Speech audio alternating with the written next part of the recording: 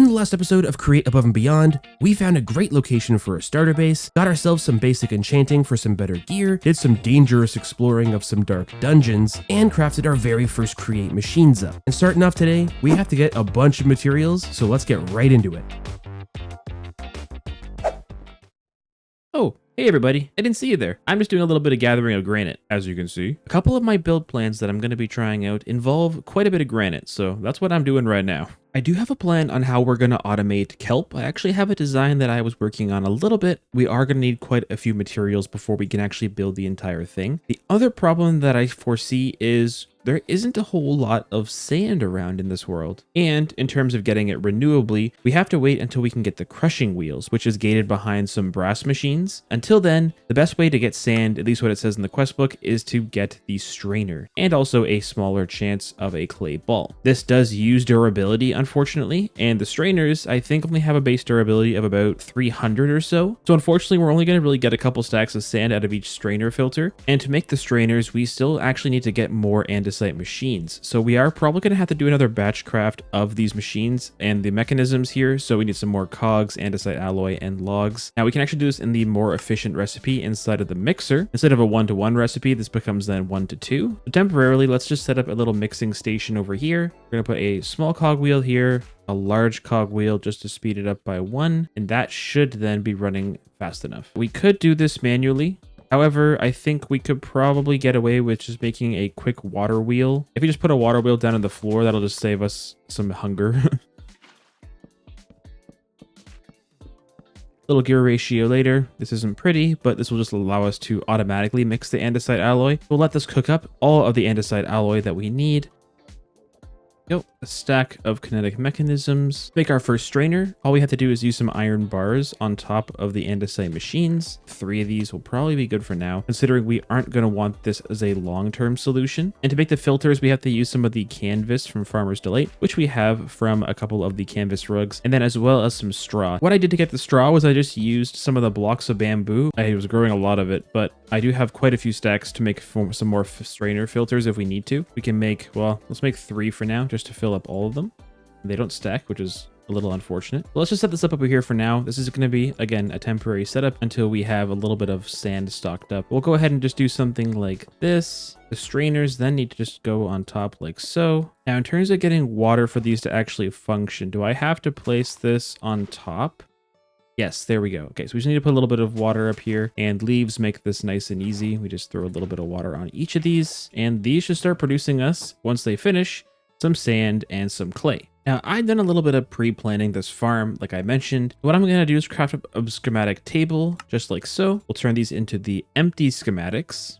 So what we're going to do is select the kelp farm schematic that I've designed, give this a check mark, and I'm not going to show off the build, but I am going to use this to determine how many materials I need. And to do that, we have to make ourselves a schematic cannon as well, and also grab a book. So schematic cannon can go right here.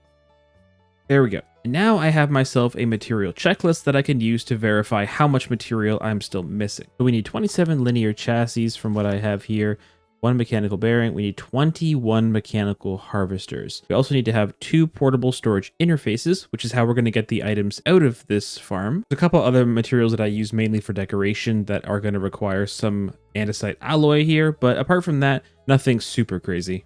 We got a little bit of sand coming in now, which is great. This sand we have to then wash down into the clay balls though, so we're going to want to get our fan out. Just for now, let's just use a manual hand crank for the encased fan. All the sand that we want to wash, we'll just throw it in here, and that should start washing that sand into clay. Yep, there we go. This contraption mess is growing and growing. This is not good. I need to get a permanent setup for all of this, or at least to make some sort of little workshop for all this stuff. That will come in due time, For now, I'm just processing a lot of this ore through our smelter just to give us the better return on it. But I decided that I do want to set up a somewhat temporary wood farm. It's just going to be a very simple rotary farm. What I mean by that is just powered by 1 water wheel, you can effectively have a very, very robust wood supply. I'm going to make a few more of the saws. If we place a mechanical bearing on top, we will need to get a little bit of glue though. I think glue is a slime ball and an iron plate and an iron nugget. Yep. So our linear chassis are going to have to sit just like so. This is going to be rotating clockwise. So we're going to want our saws facing somewhere like this. And they're going to be just sitting on this face right here. Now we have 2 more andesite machines. So what we're going to actually use those for is a couple deployers. We're going to make 2 of these gold hands, and we'll turn these last couple andesite machines into the deployers. Once we make a couple more of the andesite machines, we can make a couple more of these deployers, but for now what I'll do is I'll just place these like this, and we're going to give these a filter to only place some saplings. And we're going to use oak saplings for now. Glue the whole thing together, and we'll use a barrel for some storage. Then anything that this chops down while it's moving will go into this barrel here. So if we put some saplings inside of the barrel here and then turn this on, this should start placing, all of the oak saplings. There's some weird shadow thing going on here with the shaders, but that is working. So this will give us a little bit of a passive supply of some wood. And again, we're going to change this out to be something probably a little bit bigger than this in the future when we do set up the more permanent one. So it's chopping it down, and once it chops it, it goes all into the barrel. Nice.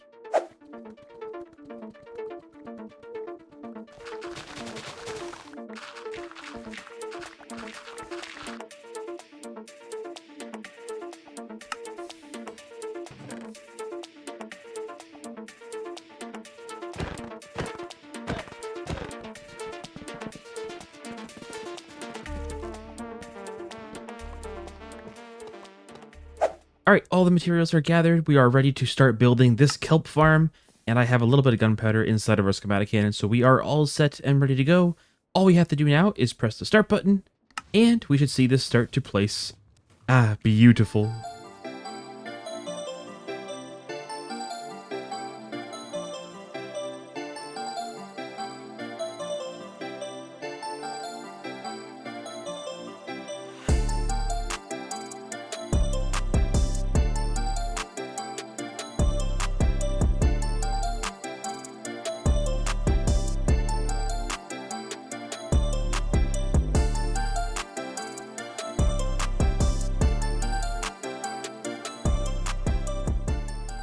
And here it is. The kelp farm build is done. So when our contraption inside of this actually harvests the kelp, what we're going to do is we're going to use a storage interface on the bottom of the contraption, where we are going to then transport it underneath to wherever we're going to take it into the factory. We come up a little bit and place this right on top. That should connect out okay. And for now, what we're going to do is just have a chute down here, probably just into some sort of storage. If we can make a drawer, probably a drawer. We'll place this down right here, and we'll give this our upgrade. So that should hold a decent little bit of kelp to start off at least. As you can see, we have harvesters attached onto this linear chassis, and I have this entire thing glued together, and all of this is being powered at the very top there with a mechanical bearing. What we're going to do is probably put a windmill on the top to just spin the whole thing around. But I have quite a good area in here, and I have 3 layers that we're going to be able to completely fill in with kelp, which is going to be potentially overkill for what we actually need kelp for. But there's a good chance that we could use kelp in other ways as well, so I don't mind having a little extra stock of it. But we do have to flood this whole thing, and the easiest way that I think we can do this is going to probably be fill a top layer in with water, and then once we fill that in with water, we can just take out the bottom again. And because kelp grows in flowing water, we can just plant it at the bottom, and once it grows up, it'll convert everything into source blocks anyway. We just take this and start filling in this level, and then we just take our water bucket, fill in all of the corners. Now, I do actually want to start this whole thing to run, because then once this becomes a contraption, we should be able to get the water filled in as well where these are sitting. I think what we're going to do is just a very simple windmill. Something like this should do the trick.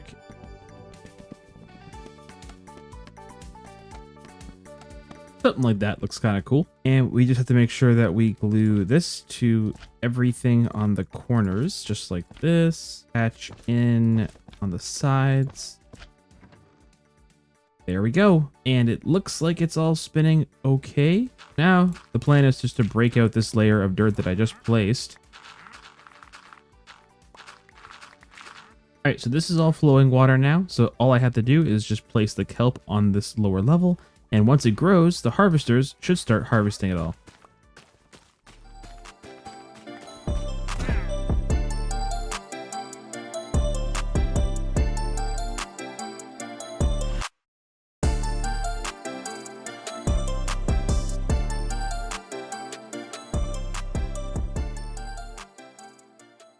There we go. Every single kelp layer has now been placed, so We are producing quite a bit of kelp now, so that's going to be more than enough for what we need. This build turned out all right. It's a good start to this area, I think. The only thing that we don't really have a good supply of right now is andesite. Andesite is something we had to go mining for still. I think what we're going to do is work on that next. We can get andesite by basically making a cobble generator here. As long as bedrock is underneath of it, this will give us a, well, 34% chance that this is going to be andesite. The other materials that we can get are diorite and granite, both of which are actually going to be quite useful because I do want to build with a bunch of granite, but that of course means setting up some sort of farm down at the bedrock level. So I'm going to have to figure out where I actually want that to be coming up.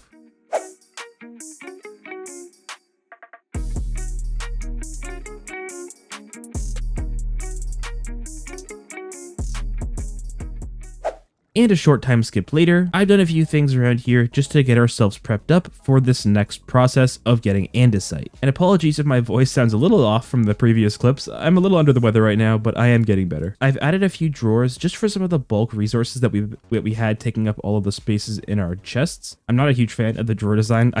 I tried to make something that looked a little fancy-ish, but I don't think I like it at all. So odds are these are going to change completely in the future. I moved the sifting setup just over here. It's the exact same thing. And apart from that, as you saw in the montage here, I just dug a hole all the way down to bedrock, which is where we're going to be setting up our andesite production today. And down here, I've laid out the beginnings of what will be our andesite generator. I have a little extra area dug out that I needed. The whole goal of digging all this area out was just to find some of the best areas that have a decent amount of bedrock side by side. What I found over here was a pretty decent spot with 4 bedrock all side by side. Just to keep it symmetrical, I have another 5 on this side. So anywhere on top of a bedrock piece is going to be where we can either get andesite, diorite, or granite. And on top of the deep slate is where we're just going to be generating normal cobblestone, which is fine because normal cobblestone is also useful and it's good to have a decent source of it as well. And I brought a couple things that we're going to need in the backpack. Odds are I'm going to have to go back and get some more stuff, but I have a couple of the important things. And because we're going to be generating the stone right where the scaffolding is, what we're going to do is just place some leaves in front of it, which is where we're going to put our water. Now, of course, you generate cobblestone by having lava flow into water. So what we're going to do is just replace our scaffolding here. We're going to just place some drills down just like this. And then what we'll do is we'll just encase this middle area. We're going to place 1 bucket of lava on each of these. And how we're going to collect all the drops is just going to be using a sophisticated storage barrel with a magnet upgrade inside. That's going to pick up anything within a 5-block box around it. So anything over in this corner should be able to get picked up by this still. And we're going to be sending all the resources from this farm up an elevator so that we can process it further upstairs. In order to move the resources around down there though, we're going to want to make use of some belts. And unfortunately, belts don't have the default recipe. Normally this would cost us some dried kelp, which is very cheap, but in this case, it costs cured rubber. And cured rubber is just smelted rubber. And to get rubber, we can actually use some flowers mixing with water. There is an alternative recipe later on where we're going to be using resin instead, just how we're going to mass produce it. I think having just a handful of these will probably be enough. 1 bucket of water inside of here, plus just some flowers. That should make us some rubber. 12 belts should do the trick, at least for now. We're going to probably put the water wheels behind this whole setup, and we'll pass some shafts through here just to power the rest of it. What we're going to do is probably just take all the outputs out of this barrel and send them onto a belt. Our first belt will probably be something like this. And to transfer items from our belt onto our lift, what we're going to be using is actually some of these portable storage interfaces facing each other, just like this. Belt it over, have 1 chute to put items into the interface, and then we'll just use an andesite funnel so that all items coming through here will just get buffered in the chute to try and send onto our lift. And then we can cover up some of these belts with our andesite casing to make it look a little more sturdy, which I think is really cool looking. And this is effectively it. It's a pretty simple little system. All we have to do is grab a little bit of glue, which I should have right here. We want to glue ourselves a storage onto this, and then we're going to put our interface back. Glue all of this together. I want to make sure we give this a little bit extra height so we don't run into any clearance issues when we're bringing all of it up. So with our rope pulley in position here, we're going to put a gear shift down right beside it. The gear shift is going to be what's controlling which direction the rope pulley is actually moving. We're going to want to keep flipping this back and forth depending on if we're wanting to lower or raise the platform with all the materials on it. But for now, we have to give this a little bit of rotational power just to start off. What I actually want to make really quick is a pair of create goggles. Plate of gold, 2 glass glass and a string, and that'll provide us with a little bit more information as to how much stress units we have available. Those will go in our goggle slot. So now we can see things like stress units, and this is going to be a little bit ugly at first. I'm sorry. I just need to provide a little bit of stress units for this thing to actually start to work. So we're just going to give this a little bit of a gear ratio. Then we'll go windmill bearing. And then on top of this windmill bearing, then we'll have a couple of these sails. There we go, a very simple setup here that is now providing stress units and rotation to our rope pulley. But it is rotating the wrong way because the rope pulley needs to be going down to attach to the contraption down below. So we are going to have to invert the signal on this gearbox, or the gear shift, I should say. And to invert this signal, we're going to use a powered toggle latch from Create. We actually got some of these from a chest while we were looting, but they also are pretty cheap to make with just some redstone and copper. And the circuit plates are just smelting smooth stone, so really cheap stuff actually. And what this will allow us to do is invert the signal going into this gear shift. And that should go all the way down until it reaches our contraption where the barrel is at the very bottom. And what we also want to do with one of these cores is we want to turn it into the pulse repeater. And essentially when this gets a redstone signal, it'll wait a certain delay and then it'll fire off another pulse. We're going to have this right here facing into our toggle latch. And once this gives a signal, the toggle latch will flip. What we're going to do is set this to 1 second. Then we're going to take one of these redstone links and place it just up against the side of that repeater. We're going to give this the andesite signal. When you right click with the wrench, you can turn it from sending mode to receiving mode. So we want this one on the receiving setting.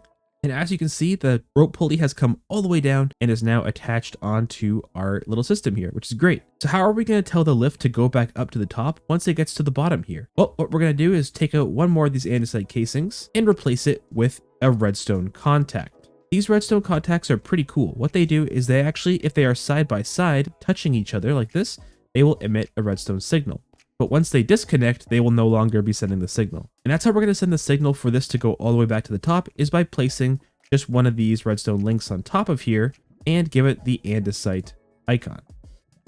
As you can see, that now triggered the signal back up top there, and this thing is now starting its journey back up to the surface. We want the matching contact to be somewhere around here, basically right underneath this gearbox here. We want the contact to be something like this, andesite signal, and that will basically take care of sending it back down to the bottom again. I think we'll probably have some shafts carrying the andesite and all the resources out this way, and then probably have some drawers along the front here that we're going to store it in, with a funnel on top of this, and then the portable interface, just like so. Now, obviously nothing is spinning because we don't have any power to our belts, but I just want to make sure that everything is lined up correctly. It's coming. It's slow, but it's coming. All right, will it actually line up with this? Let's see.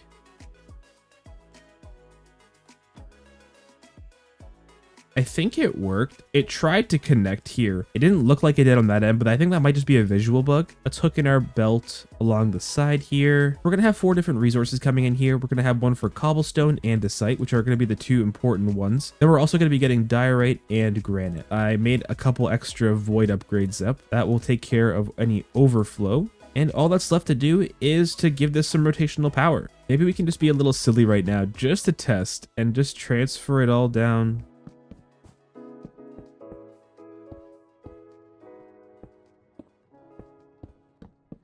Well, even though I'm not proud of how ugly some of this will change, I promise. Let's go back down to our drills and get them hooked up as well.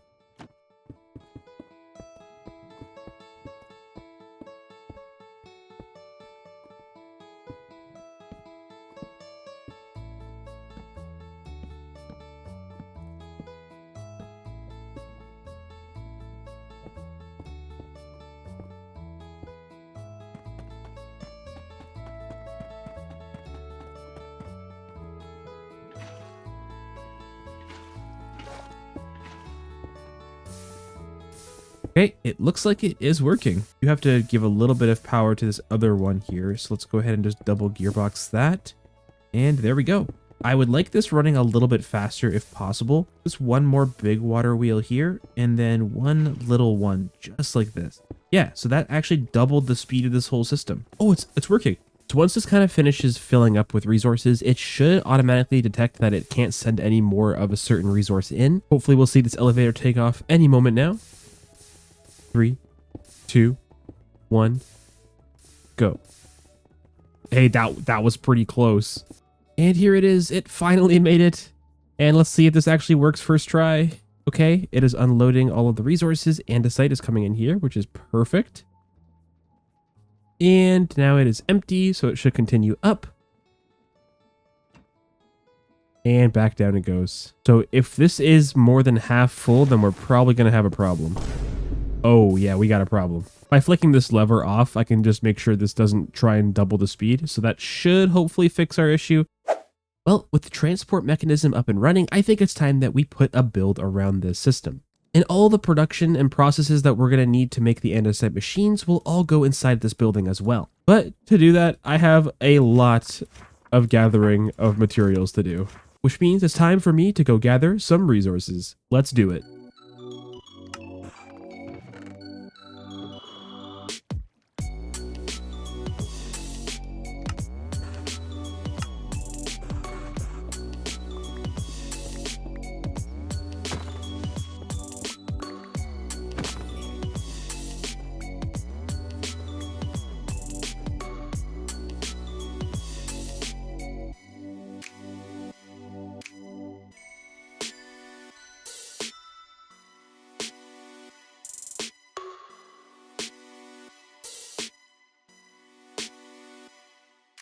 And here we are, the andesite machine factory is complete. And I decided to try my hand at making a create themed chandelier, which I think kind of looks cool. It fits the vibe in here, so I think I'm pretty happy with that. The next step is going to be changing our power situation because this is just not going to cut it. There's all this clipping and nastiness.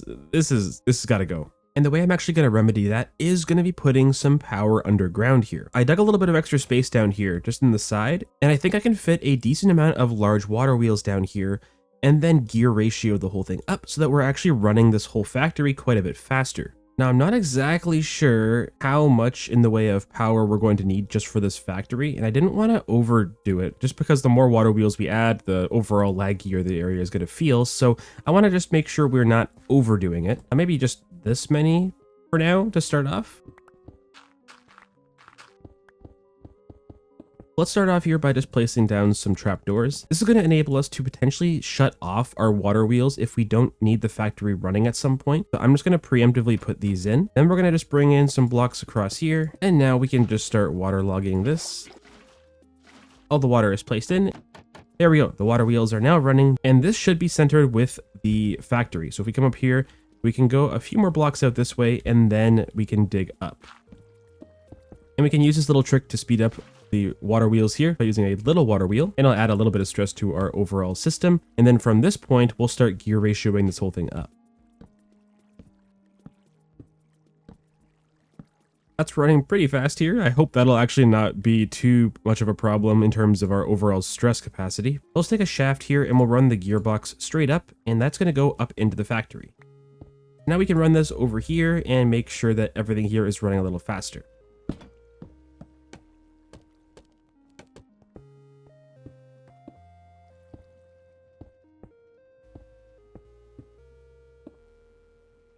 There we go, that's running a whole lot faster now, which means we shouldn't have to ever worry about running out of materials up here. But I have this stressometer, and this will actually let us determine the overall stress capacity of our network. So if I come down here and place this on the back, so we have just a bit over 5,000 stress units to play with for the rest of this factory, and hopefully 5,000 will be enough to get this system done, because I really don't want to have to change up the layout to add more water wheels if I don't have to.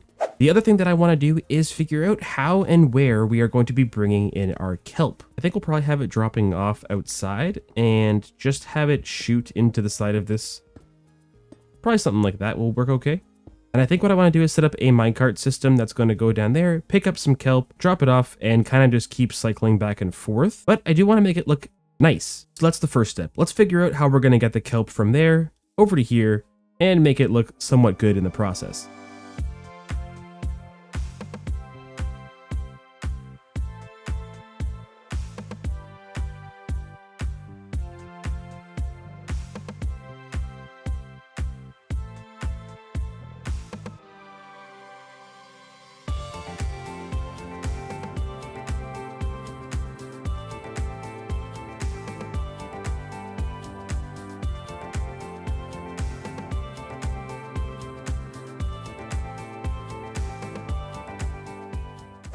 And before I cover up this entire thing with decoration, let me show you all how this works. First off, when the minecart comes in to pick up some more kelp, it runs over this detector rail right here. This then starts this pulse repeater, and after 6 seconds, it'll send the redstone signal to the powered rail over here, which will then send the minecart back off on its way. The minecart then comes underground here, all the way over to this bubble column. It gets shot up here from the bubble column, just to add a little bit of fun to the whole system. But once it gets shot up, it kind of bobs its way along here. It continues along here, all the way over, where it then goes up another bubble column over here by the building. And taking a look with FreeCam here, I have an extra water source in this granite stairs, which will actually push the minecart onto this rail here, which sends it into a cart unloader. And ever since they added the mechanic of minecarts where you could destroy the minecart, but all the items inside of it would pop out, it makes unloading items really easy and really quick. What happens is here the minecart gets shot over, it tries to snap to this rail here, the minecart continues here, goes into the hopper and back into this dispenser, and the items get put basically where this trapdoor is, and the chute underneath picks them up and sends them into our building. Once the hopper minecart goes into the hopper to go into the dispenser, it sends a signal from this comparator, which triggers the dispenser once to send another minecart down. So there are effectively 2 hopper minecarts in this system that are constantly cycling back and forth. It then gets shot out here, drops back down, and I have it sitting right here, where I have it manually controlled and turned off just for now. I'll go ahead and turn this on, which then shoots it over, and I have a fun little setup over there. The minecart gets sent along here back to the kelp farm, but it goes over another detector rail. Underneath that detector rail, I have another redstone link, which is on the rails signal. And when it runs over that detector rail, it sends a signal over here to this other rail signal, which then powers a pulse extender for 1 second, which retracts the block underneath the rails and the rails. And as you can see there, that opened up a gap for the minecarts to fall into, which takes it on a little bit of a special return path.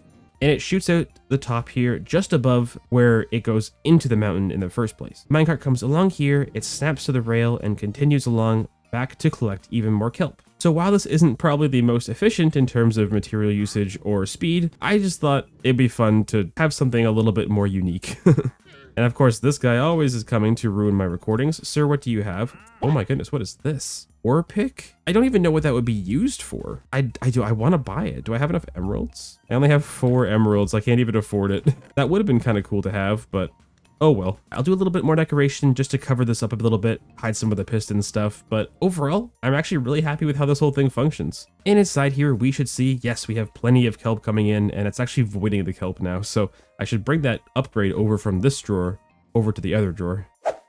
So now we have both andesite and kelp taken care of, and they're both being brought into our factory. So now we can start looking at combining these into other products. And this factory might change a little bit over time once we get access to different materials and different processes like the crushing wheel and all that stuff. But for now, I think setting up some automation is going to be really important. What I'm going to do is probably find a better and more permanent spot for our strainers. I had them set up over in the corner here, but I realized that was kind of silly because we actually have to have them somewhat close by to our kelp, and there's not really a reason we have to have it over there. We might as well have it over in this corner because that'll make it easier for us to combine them into the algal blend and the brick. Let me go ahead and play around with this for a little bit, and hopefully I can figure out a decent little setup for our strainers.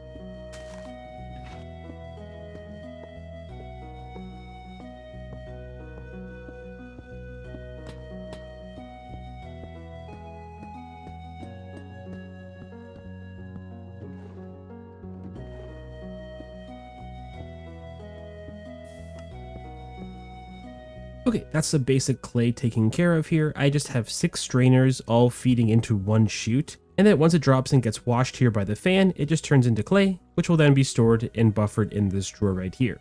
Then out of this drawer here with the clay, we'll just go ahead and attach a belt, and this is going to feed into a basin right here. We're going to make sure we have an andesite funnel on the side, and a mixer is going to have to go right on top. Andesite funnel right here, and we'll wrench it so that it is sending items out. All we have to do is give this all a little bit of power. Hopefully this spins the right way. It is beautiful. This can go up by 1, and the top here should just need a cog, and that is spinning. This is filling up with clay. Keep things pretty simple over here. We'll just belt up like so. Let's just stick some encased chain drives here to get this running the right way. And there we go. We're mixing our very first algal blend up. Next up, we have to cook this algal blend into the algal brick, and we'll do this probably right in front here. Let's just place a fan right here, and that should be blowing in the right direction. And we'll just say maybe somewhere around here that we're going to have the algal brick being stored. So we're going to want one shaft here and one shaft here, and we'll belt between these ones. Good. I don't want this to... Oh, wait. Stop. All right, so algal blend is waiting here to be cooked. Let's place a trapdoor just like so, and that's going to hold in our lava. Let's also filter this to only do the algal blend recipe, just in case. If for some reason it tries to do like clay blocks or something. And then we'll also put a sign down just like this, which is going to keep the lava from spilling over this direction. Now we should be able to place the lava down just like this. That'll start cooking our algal blend into algal bricks. There we go, nice. Now I was considering having a second fan with some lava on the other side, just because this is going to run a little slow in comparison to the mixer. So having this double speed cooking might be better. And if we're going to do that, we're probably going to have the fan somewhere like this. There we go. I think that's blowing the right way here. I just did a little bit of moving things around. I don't think that should get in the way of our lift here. So I think we're good. Let's check off our clay, our algal blend, and also the algal brick. Now we have to combine the algal brick and also andesite. We're kind of running out of room on this side, so I'm thinking it might be good if we just take some of these resources and do some more processing over on this side just to fill out the other part of the room and keep this middle area still somewhat walkable, because having this area be traversable is also important. And to pass the items up a little bit higher just so that it's out of the way of us walking through here, I'm going to do a little bit of a fun trick with the andesite funnels. By default, andesite funnels will try and put items into the inventory that they are facing into with the little arrow. But if you are sending the arrow the opposite way, it'll also try and take items and shoot them up. But in this case, it has nowhere else to go, so it just kind of sits on top of the andesite funnel. If you place an andesite funnel going into this drawer like so, when it launches the algal blend up, it actually catches it and it sends it up into the drawer up there, which is actually really cool. I see an issue here. We have a backup of all the sand, so we are actually going to have to make sure we lock this drawer. Can we make that little device here? We need a drawer, emerald, some paper, and gold. I think we have that. Let's make this drawer configuration tool. We'll lock this now on clay, and I'll do the exact same trick on this one here too.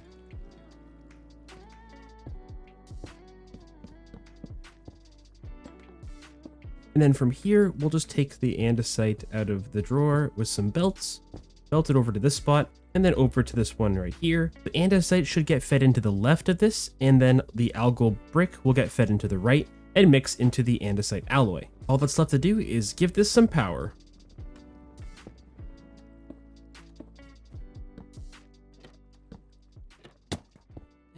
And a funnel over here. That should start mixing into the andesite alloy. Yes, perfect. The last thing that we have to do is get ourselves a source of wood. And I do have plans to make a tree farm either out the side here or out back, and then bring it over here and bring it into the side of the building. So if the input's going to come into this drawer, we're probably going to have it come out the back here, very similarly to how I did the kelp input. And I'll just run it out the side here, so whenever we have the farm hooked up, we'll just basically send all of the logs that we're going to use into this chute here. Now to make the kinetic mechanisms using this recipe here, we have to have wooden slabs. And to get slabs, we have to cut down planks, and the planks have to be cut down from stripped log, and the stripped log has to be cut down from the original log. So we need 3 saws set up here for all the different processes to get the wood down to the planks. We can go shaft, get ourselves the belt here, and then maybe just do saws like this. When you're using the saws to make recipes, you do have to put the filter in of the recipe you want it to be running, or else it could craft some items that you don't want it to. And I think the logs that we're going to be using in here are the dark oak logs. I think we're going to use dark oak because dark oak trees grow and provide the most logs per tree, except for, well, the large spruce trees, but I don't like having pods all over the place. It's just kind of ugly. So the first step we're going to say is to be the stripped dark oak. Then it's going to go on to the planks, and finally it's going to cut them into the slabs. And saws can be next to each other. It'll just send the output into the next saw. Now, I'm not sure how we're doing at the way of stress units for the overall factory, but I do want to save some stress units in here because at some point in the near future, we are going to boost our clay production by having crushing wheels, probably over in this area here, to provide clay for this whole setup here. But crushing wheels are unfortunately not available right now, so we're going to make do with that for now. But I do want to save some stress units for crushing wheels because they are very stress unit intensive. One way that we can save on a little bit here is by using these adjustable chain gear shifts. These, when given power, are going to have the output. Unlike if I had made it the input one, then that would actually double the speed of everything in the line. But because it's not the input chain drive, it's going to actually half the speed, and half the speed means half the stress units used. And because one log turns into a ton of planks and slabs, I'm not really worried about this running super fast. All we should have to do is just throw a vertical gearbox in this, and each one of these should be running. We want these spinning the opposite direction to where the belts are going, and we can just give these some power here to half their speed.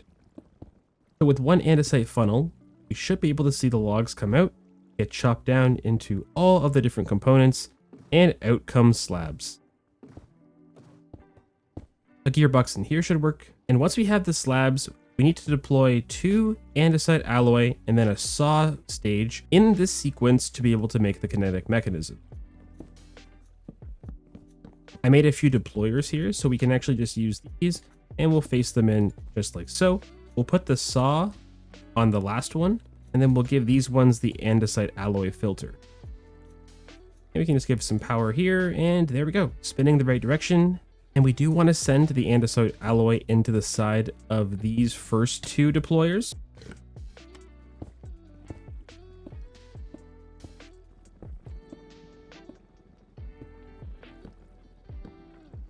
All right, I think everything is pretty much ready to go. Obviously, I still have to make some sort of wood input for this whole system, but for now, I think I'll just manually feed this. Yes, we're getting them. I did not think we were going to get the kinetic mechanisms in this episode. It has been quite a grind, but I really wanted to get these done because this unlocks a lot of stuff. Having the ability to craft up as many of the kinetic mechanisms and the kinetic machines as we want is going to unlock a lot of possibilities for automations going forward. And I do need a better supply of some of the raw resources like iron and stuff, but I think that's going to be something that we can probably tackle in the next episode or in an episode coming up very soon.